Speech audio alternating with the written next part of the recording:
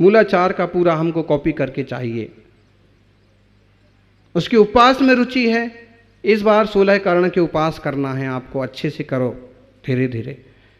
जिस तरह की रुचि है उसको उसमें सेट कर दो। उसको गाना बजाने का शौक है, ठीक है तुम जाओ पूजा कराओ, श्रावकों की पूजा में बैठो। परिवार में भी ऐसे ही होना चाहिए। 4 भाई हैं, सारे के सारे दुकान पर बैठ जाएं, बोलो सारे के सारे दुकान पर बैठ जाएं, जमेगा? जो दुकान पर बैठने वाली शक्ति बुद्धि मर्जी वाला है उसको दुकान पर बैठने दो, जो राजनीति वाली बुद्धि वाला है उसको थोड़ा सा जयपुर जाने दो, इधर उधर। सब चीजें अपनी अपनी जगह जरूरी हैं। जो कभी कभी बोलते हैं ना हम कि परिवार में एक अच्छे से 2-3-4 सदस्य तो होने ही चाहिए, उसका आशय यही है कि सबकी शक्ति और ऊर्जा अलग अलग दिशा में भी काम करे, लेकिन काम होगा एक और अच्छा। दिशाएं भले अलग हो सकते। 4 भाई हैं, एक भाई पूरी तरह से साधु संघ की सेवा में जुटे सुबह से शाम तक, कोई बात नहीं, बाकी हैं दुकान पर। बच्चों में भी बड़ी क्षिप्र बुद्धि होती है। एक पंडित जी सभा में प्रवचन कर रहे थे और बोले थे कि अगर तुम हमारे प्रवचन को पूरा मानोगे, हमारी आज्ञा में चलोगे, तो हम तुम्हें स्वर्ग का सिंहासन दिला देंगे। वादा करते हैं कि तुम्हें स्वर्ग का सिंहासन मिलेगा। एक छोटा बच्चा प्रवचन पूरा हुआ ना हुआ उठ के आया, उसने कहा पंडित जी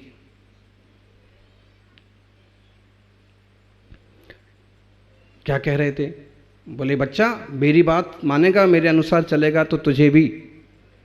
उसने कहा कि स्वर्ग सिंहासन दिला दोगे? अगर तुम मेरी बात मानोगे तो मैं तुम्हें प्रधानमंत्री की कुर्सी दिला दूंगा। बच्चे की बात सुनकर के पंडित जी के होश फाकता होगा, कैसी बात करता है, छोटा सा बच्चा होकर के मुंह लड़ाता है, प्रधानमंत्री की कुर्सी तेरे बाप की है क्या? बच्चा बोलता है कि स्वर्ग का सिंहासन तुम्हारे बाप का है क्या? जो चीज हो नहीं सकती, लोगों को जबरदस्ती जन्नत दिला देंगे और ऐसा हो जाएगा, पूरे मिलेंगी, हैं?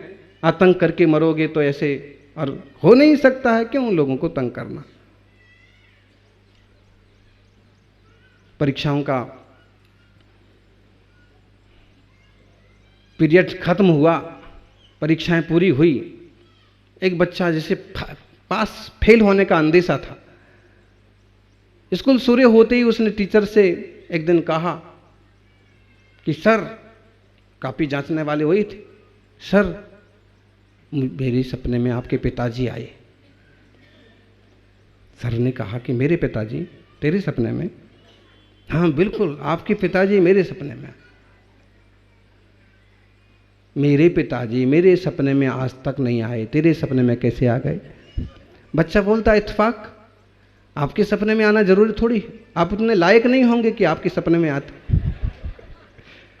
चल चुप कर, आगे बोल। मेरे सपने में आए, मेरे से बोले कि तू जाना मेरे बेटे के पास और बोलना कि मुझे पास कर दे। मैं कहता हूं कि बस वो 100% तेरे को पास कर देगा। टीचर भी सुन के हैरत में आ गए, बच्चे की चालाकी समझ गए और बोले कि देख, तेरे को सपना आया तो मेरे को भी आया। बच्चे ने कहा सर आपको क्या सपना आया? अभी तो आप बोले कि कभी आपके पिता की कभी आए नहीं, इत्तेफाक की बात आज आ गई। तो आपको सपने में क्या बोले? बोले कि देखो ये बच्चा है ना, ये बड़ा चालाक है, बदमाश है, पढ़ता नहीं है, इसे बिल्कुल पास मत करना। टीचर ने कहा इसे बिल्कुल पास मत करना। अब बच्चे से भी रहा नहीं गया, उसने कहा कि सर आपके पिताजी बड़े वाहियात किस्म के आदमी हैं, मेरे को कुछ कहते हैं, आपको कुछ कहते हैं। एनर्जी पावर के आगे, उनकी बुद्धि के आगे ना बस एक हो सकता है कि मार्गदर्शन हो, एक लाइन दी जाए, बाकी ज़्यादा तोड़, ज़्यादा खींचना नुकसानदायक हो जाता है। ज्ञानियों, मन वचन काया तीनों योग हैं, और योगों की चंचलता, योगों की चंचलता आश्रव है। काय वांग मनः कर्म योगः स आश्रव, आश्रव जारी है। अब आचार्य कुंद कुंद कहते हैं कि इसको एक दिशा दो। उमा स्वामी कहते हैं शुभा पुण्यस्य शुभा पापस्य, मन वचन काय की शक्ति आपके पास है। एक पुद्गल विपाकी प्रकृतियां हैं और एक तरह की बढ़िया संरचना आपके कंट्रोल में है। आप चाहो तो इसको सकारात्मक शुभोपयोग में लगा सकते और आप चाहो तो इसको नकारात्मक अशुभोपयोग में लगा सकते। केवल बच्चों की शक्तियों की बात नहीं है, अपनी शक्तियों का भी सदुपयोग होना चाहिए। कई बार दूसरे को बिगाड़ने में हम अपनी बुद्धि का, अपने वचनों का उपयोग करते। मतलब क्या है? उसी बुद्धि और उसी वचन और उसी शक्ति को किसी तरह के विकास में, किसी तरह के प्रोग्रेस में लगाइए ना, किसी के उद्धार में लगाइए ना। वो करेंगे तो वैसी सफलता मिलेगी। आसवो अथि असहो अथिरो दुख से हेतु पोगलियो आदा तब विवरियो नादा दट्ठा या सुहजतो। वास्तव में जो कर्म के आश्रय होते हैं मन वचन काय की प्रवृत्ति से, वे अशुभ होते हैं अक्सर कर, दुख के कारण हैं, पौद्गलिक हैं। इसलिए हे ज्ञानी, आत्मा तो शुद्ध बुद्ध ज्ञायक है, वैसी दृष्टि बनाओ। नादा दट्ठा सुजुत्तो, देखना विपरीत परिस्थिति में भी विचलित नहीं होना, और जिस परिस्थिति को नहीं बदल सकते उसमें भी खुश रहने का एक उदाहरण हम ले, कृष्ण के जीवन से ही लो। हरिवंश पुराण का स्वाध्याय अभी हो रहा था जब गिरनार जी की यात्रा हुई, और उस यात्रा में हरिवंश पुराण को इसलिए चुना क्योंकि हरिवंश के नायक नेमिनाथ स्वामी वहाँ से मुख्य पधारे हैं, और श्री कृष्ण का भी उस भूमि से गहरा नाता रहा है। उसमें जब ये प्रकरण आया कि कृष्ण जी का देह विसर्जन कैसे हुआ, एक बहुत अच्छा चैप्टर, उसमें बहुत अच्छी रूपरेखा बनाई है कि नेमिनाथ स्वामी का समर्षण लगा हुआ है। कृष्ण बलभद्र दोनों भाई, जो उनके भी भाई हैं, लेकिन आज नेमिनाथ की हैसियत 22वें तीर्थंकर की और समर्षण में केवली की है, सर्वज्ञ की है, और ये बलभद्र नारायण एक श्रावक की भूमिका में, एक भक्त की भूमिका में वहाँ पहुँचे और निवेदन किया कि भगवान, आपके ज्ञान में लोक झलकता है, आप बताइए कि हमारी द्वारिका का क्या होगा, हमारे परिवार का क्या होगा, हमारे इस बढ़िया साम्राज्य का भविष्य क्या है। और वह सर्वज्ञ प्रभु धीरे से कहते हैं, आत्मन, सब चीजें नाशवान हैं। द्वारिका भी 12 वर्ष बाद द्वीपायन के निमित्त से, द्वीपायन बलभद्र के मामा थे, कृष्ण के एक तरह से मामा थे, द्वीपायन के निमित्त से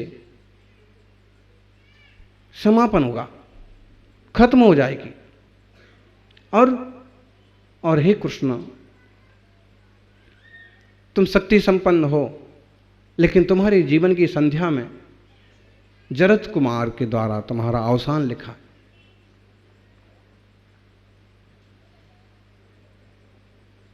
जरत कुमार भी भाई, बहुत बड़ा कुटुंब था, इस माँ का बेटा, उस माँ का बेटा, तो भाई ढेर सारे तो भाई थे, वो भी भाई। द्वीपायन ने जब सुना कि मेरे निमित्त से द्वारिका भस्म हो जाएगी, मैं रहूंगा ही नहीं यहां, देखो उसमें भी निमित्त बनेगी शराब, दारू। ये तुम्हारे कुछ कुमार वन विहार के लिए जाएंगे, तब ये घटना घटेगी। कहते हैं कृष्ण जी ने सारी शराब बाहर फेंकवा दी, शराब पर बैन लगा दिया। द्वीपायन ने भी सोचा कि मैं रहूंगा ही नहीं यहाँ, मैं मुनि बन के निकल जाता हूँ तपस्या करने को। वो निकल गए। जरत कुमार ने सोचा कि मैं भी नहीं रहूँगा यहाँ, मेरे भाई का घात मेरे हाथों से होगा, मैं भी यहाँ नहीं रहूँगा। वो जंगल में चले गए, भील का रूप धारण कर लिया, और मैं राज्य में जाऊँगा ही नहीं। धनुष बाण ले लिया, सारी कोशिशें कर लीं कि राज्य का कुछ ना बिगड़े, नारायण का कुछ ना बिगड़े, परिवार का कुछ ना बिगड़े, सारे बंदोबस्त कर लिए। लेकिन प्रभु ने कुछ ऐसा हो इसलिए थोड़ी कहा था, वो तो इसलिए कहा था कि ऐसा होना है, चीजें ऐसी हैं, तुम्हें बुरा लगे तो लग जाओ। कई बार श्रावक के सामने हमें चुप रह जाना पड़ता है, क्योंकि वैसी बातें हमारे पास नहीं आना चाहिए। फिर भी बहुत अस्वस्थ दादाजी को हमारे पास लाए, महाराज जी इनका एक किडनी खराब हो गई, दूसरी कम काम कर रही है, पता नहीं क्या होगा। अब हम सीधा बोल दें कि इनको समाधि की तैयारी कराओ, श्रावक को बुरा लग जाता। और सीधा और बोल दें कि नहीं अभी चलेंगे नहीं, अस्पताल लेके मत जाओ, तो और बुरा लग जाएगा। फिर बस इतना ही बोलते हैं कि भाई या तो सल्लेखना की तैयारी कराओ या नमोकार सुनाओ। ये बोलते भी नहीं बनता है कि अभी चलेंगे नहीं, मर जाएंगे। प्रतापगढ़ में एक युवक को लाए थे, उसकी सूरत देख करके ऐसा महसूस हो रहा था कि चलेंगे नहीं। कितने बार भी कहा कि ठीक हो जाएंगे, ठीक हो जाएंगे, हम चुप ही रहे यार, चूंकि हम कोई अवधि ज्ञानी नहीं है। लेकिन निमित्त से कुछ आंख, हाथ, कान, मुंह देखने से भी मालूम पड़ता है कि कैसा जीवन है। अब ये तो होना है, तो अब महाराज जी ने तो आशीर्वाद दिया था, फिर हो गया। हम तो तीर्थंकर नेमिनाथ के वंशज हैं और ऐसा कैसे हो रहा है, वो बात ही नहीं है।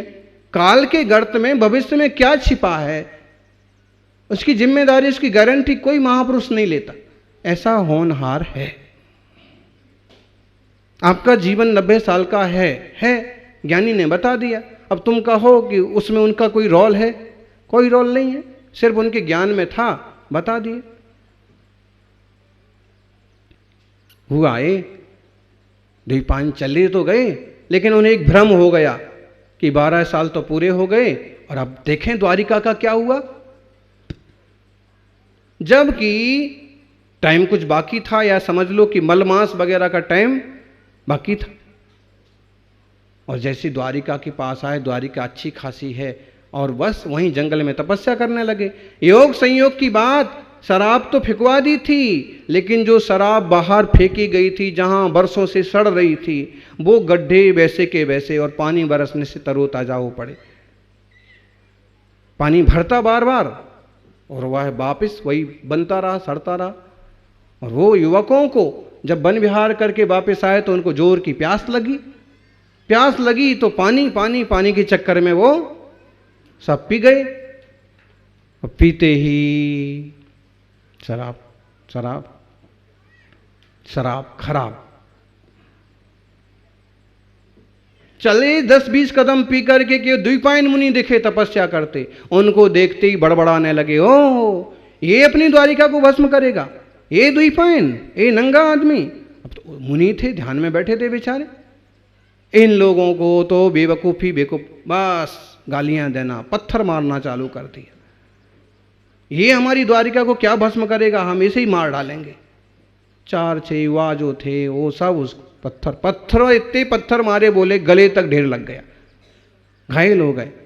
और सहन करते करते करते सहन करते रहे कि मेरे निमित्त से द्वारिका का कुछ नहीं बिगड़ना चाहिए। 12 साल हो गए, कुछ नहीं बिगड़ा, अब कुछ नहीं बिगड़ेगा। लेकिन मैं मुनि हूँ, मुझे गुस्सा नहीं करना। लेकिन फिर रहा तो नहीं गया, और जब जोर से सिर पर ठोकर लगी पत्थर की, तो एक तरह से वो विस्फोट हो गया, भयंकर गुस्सा आया। और कहते हैं कि ऐसे रिद्धिधारी वो साधु थे कि उनके कंधे से अग्नि का पुतला निकला, तेजस शरीर। गुस्से में सारी द्वारिका भस्म हो गई उस आग से। साधुओं की रिद्धि शक्ति तपस्वियों की बहुत विचित्र होती है। तपस्वी ना हो, उनसे कुछ भी बात कर लो, कोई खास फर्क नहीं पड़ता। जिनकी तपस्या और साधना विशेष है तो बड़ा मुश्किल होता है। गुरु महाराज के मुंह भी है, हर आदमी नहीं लगता था, जो कि वो कुछ बोलते नहीं थे। लेकिन फिर जल गई द्वारिका। कृष्ण बलभद्र को ये सब बात ज्ञात हुई, पहुंचे, निवेदन किया कि भगवान कृपा करो। उनने इशारा किया, मरते मरते वो भी जल गए उसी में। अपनी आग में खुद को भी जलना पड़ता है। इशारा किया, 2 ही बचेंगे। अब इनने सोचा कि माता पिता को तो इससे बाहर निकालो, समुद्र का पानी द्वारिका में भरा, बाउंड्री तोड़ दी कि पानी भर जाने दो, पानी भर जाने से कुछ तो बचेगा जलने से। ओ पानी ने पेट्रोल का काम किया, यूं भी पेट्रोल समुद्र से ही निकलता है, वो पेट्रोल का काम कर गए। उनने फिर कोशिश की कि अपने माता पिता परिजनों को बाहर निकालो, नहीं निकाल पाए, खुद ही निकले और जंगल में पहुंचे। बहुत पश्चाताप था इस चीज़ का। और ये जो कथा जैन शास्त्र में जैसी आती है कि प्यास लगी, बलभद्र पानी लेने को गए, कृष्ण एक पेड़ के नीचे, पाँव में उनके पद्म का चिन्ह था, चमकता हुआ नीला नीला रत्न, तो उसको समझा आँख।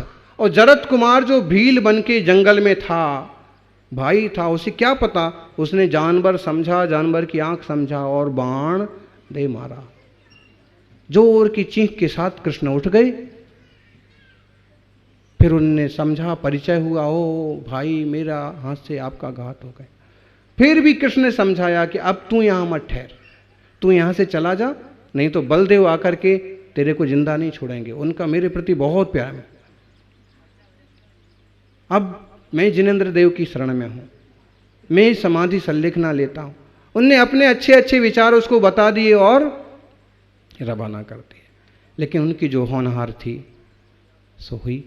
जब बलदेव वहाँ पहुँचे तब तक फिर भी उस समय भी उन्होंने कोई क्लेश और आक्रमण ऐसा नहीं, उस समय भी एक सतर्कता रखी।